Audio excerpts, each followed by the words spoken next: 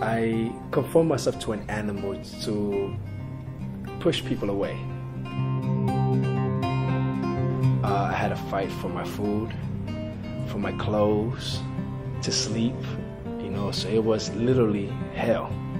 And I lived that for 3 years straight, fighting people off of me from raping me, stabbing me, which I got stabbed twice.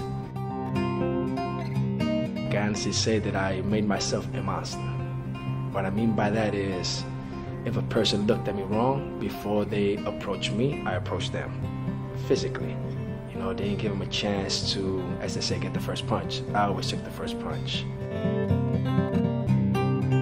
You want to be able to observe people's body language, because that's one thing that we learn in prison. Not just verbal abuse.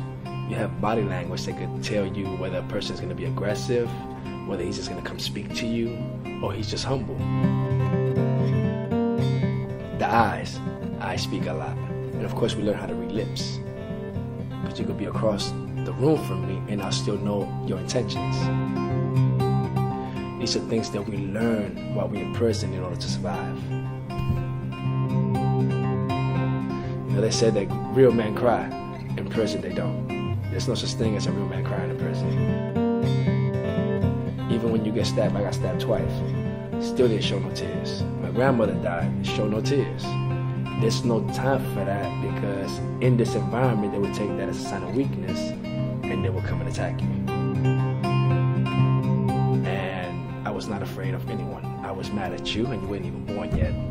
I was mad at the world for allowing such a tragedy to happen to me. I'm not saying that I was an angel. I was doing ignorant stuff, but what they accused me of, I would never in my life ever think of doing anything such as this.